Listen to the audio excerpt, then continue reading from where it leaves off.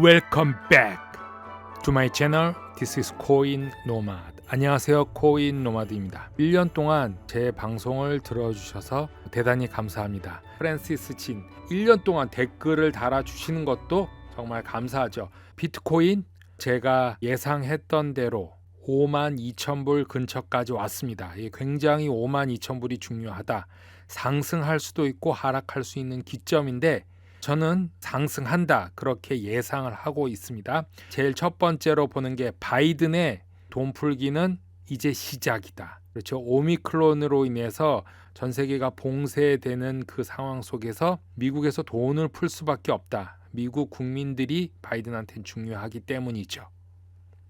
비트코인 주 차트 보겠습니다. 굉장히 중요합니다. 이 선이 계속 내려오는 저항선으로서 부딪히고 내려왔던 이 선을 뚫고 다시 내려와서 반등해서 올라갔는데 그 지점이 같은 지점입니다. 여기서 하락할 수도 있고 상승할 수도 있다. 근데 저는 하락보다는 상승, 즉 하락이라고 하면 다시 한번 반등으로 올라가는 거고 상승이라고 하면 여기서 상당한 모멘텀으로 올라가는 겁니다. 이 올라갈 수 있는 거는 바이든뿐이 할 수 없다. 저는 이렇게 생각을 합니다.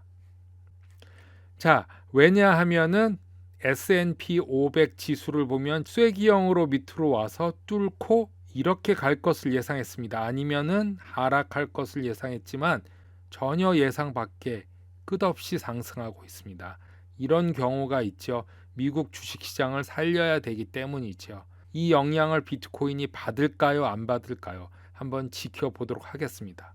자, 비트토렌토 좀 아쉬움이 있죠. 왜냐하면은 2021년 초에 엄청난 상승을 이뤘고 갈라코인이랑 똑같습니다. 두 번에 걸쳐 일어났는데 이거는 이렇게 되기가 상당히 힘듭니다. 왜냐하면은 엘리어트 파동을 얘기한다면은 1파와 3파가 같이 왔습니다. 거의 같은 시기에.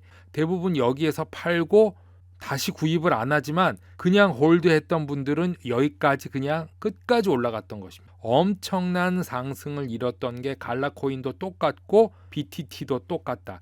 그런데 이 BTT를 아직도 가지고 계신 분이 있고 어떻게 하면 되겠냐? 제가 봤을 때는 이 사이 우리가 한번 쉬어가는 2월달, 3월달 저점을 밑으로 내려가진 않을 거다. 그렇게 보고 있습니다. 그래서 거의 하락 시기가 끝나간다. 하락 시기가 끝나면은 상승, 5파가 남아있는 상승을 하든지 ABC 파형이 끝나고 상승을 하든지 어떻게 되던 상승길이 남았다. 이렇게 생각합니다. 내년 1월 중순 이후 2월부터는 급상승하지 않을까 이렇게 생각을 해봅니다.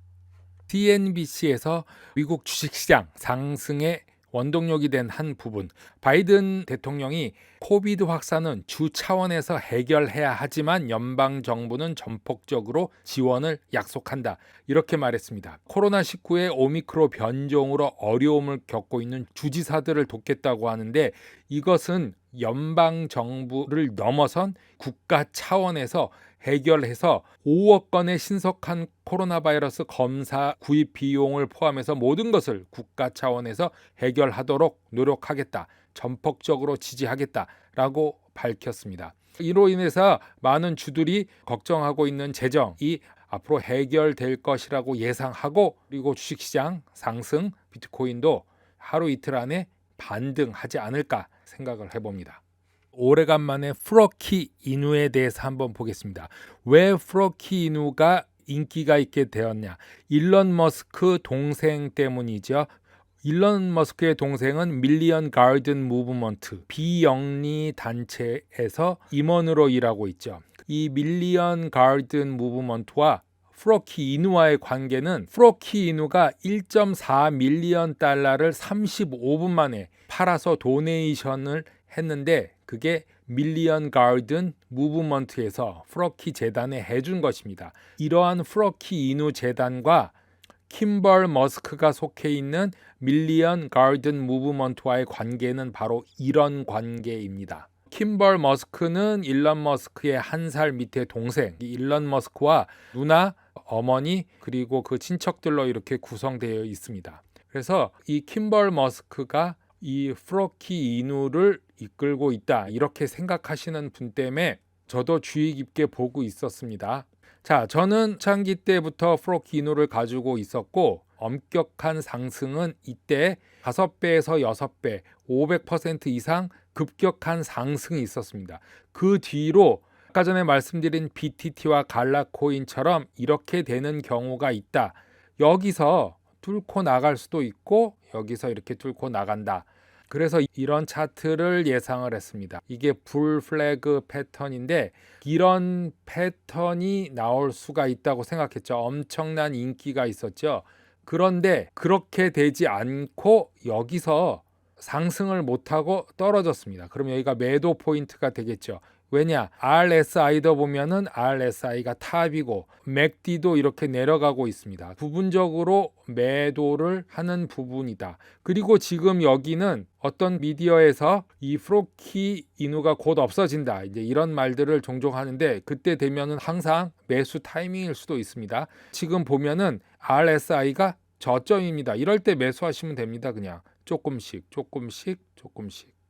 그러고 있는 와중에 어저께 빗썸 글로벌에서 디파짓은 27일부터 트레이딩도 27일 오후부터 시작했습니다. 플로키 USDT 페어로 빗썸 글로벌 플로키가 상장이 됐습니다. 플로키의 문제점은 무엇이냐? 대형 거래소가 붙지 않았다는 그런 문제가 있었습니다. 그래서 저도 상당히 플로키에 대해서 걱정을 하고 있었는데 왜냐? 랭킹 144위 세이프티 문. 이 세이프티 문이 큰 프로젝트가 될 수도 있었는데 문제는 이렇게 게이트.io 빼고는 대형 거래소가 없습니다. 그래서 차트가 이렇게 모양뿐이 안 나옵니다. 이렇지 않고 대형 거래소가 붙었다면 분명히 이렇게 올라갔을 거다. 이렇게 예상을 해봅니다. 그래도 그 커뮤니티만 가지고 랭킹 144위까지 했다는 것은 엄청나다고 생각을 합니다.